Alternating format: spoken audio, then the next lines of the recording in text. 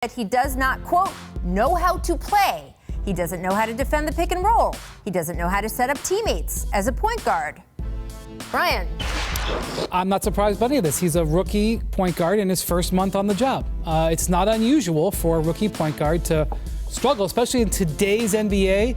As a J.R. Smith, what he said, he went on to Twitter and basically said, oh yeah, Trae Young, he's rookie of the year, which you remember back. Collin Sexton just single-handedly beat James Harden, Kevin Durant, and Kyrie Irving in a double overtime thriller. And if you haven't seen that game, or if you just want to check out the final minutes and the overtime periods, I'll have that game as the end screen. Sexton has been averaging 27 points per game, 4 assists, and 3 rebounds, so mainly he's just been scoring, but he's been so efficient, shooting 50% from 3 and 53% from the field as a 6'1" point guard. I think the Cavs are planning to go all in on building around Collin Sexton and Darius Garland, and you can't really blame them. The offense hasn't been too spectacular outside of those two, but the defense on the other hand has been great. Adding Andre Drummond to rim protect while Larry Nance Jr. gets a bunch of steals has been a great formula for them so far. And we've seen before that building your offense around 1 or 2 players is generally a bad idea, but this is Cleveland after all. You like it? You think Cleveland's cool? I mean, I never heard anybody say I'm going to Cleveland on vacation. I mean, what's so good about Cleveland? They're not going to be able to build a super team unless they get another LeBron. So the idea should be to build around Collin and Darius Garland and then find the right role players to get this team as far as possible in the Eastern Conference. And they are a 6th seed right now, so another good idea would be to trade Kevin Love. He can't stay on the court and you're paying him a lot of money. You could trade him for a lot of catch and shoot guys, 3-and-D type of guys to build around Collin, still give him plenty of usage so he can develop his game, and then help them proceed to the playoffs. If you watch Collin play, you can tell he's been in the lab, and anyone that's been around him will quickly mention his work ethic.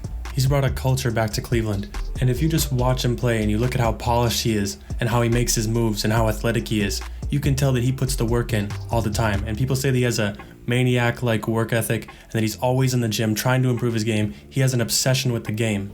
How many NBA stars do we see nowadays that have the talent but lack the work ethic? Look at guys like Andrew Wiggins. Yes, Andrew Wiggins is a good player and he's contributing on a good Warriors team that just beat the Lakers, but how much better would he be if he had a Kobe-like work ethic, if he was always in the gym working on his game? He's 6'7", could be a great defender, super athletic, long wingspan, but he just didn't put the time in. And Kobe himself said that if you don't keep putting the work in year after year, it will eventually catch up with you. He said he's seen players have good seasons and have a breakout year, but then not live up to that potential. And I think Collin Sexton is going to live up to that potential.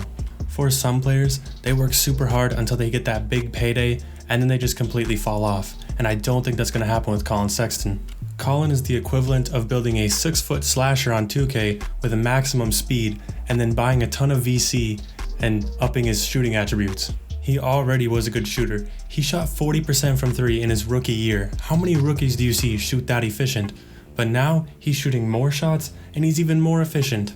One of the most important aspects of Collin Sexton's game is his ability to just completely ignore the defense. He'll have 2 guys draped all over him and do an up and under layup, or he'll shoot a mid-range in someone's face, or he'll shoot a deep 3 in someone's face, and it just does not matter. He's really good at keeping his composure.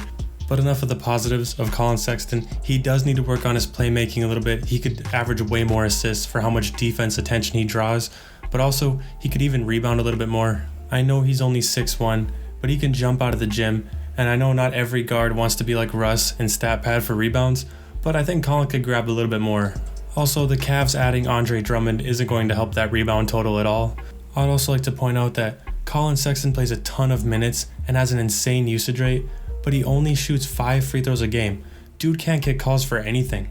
So if he can average 27 points per game without getting any free throws, just imagine what happens when he becomes a vet in the league and starts getting those calls. But let me know in the comments what your thoughts are on the rise of Collin Sexton, and how much more do you think he will improve. Leave a like if you enjoyed this video, and subscribe for more NBA content just like this, and I'll see you in the next upload.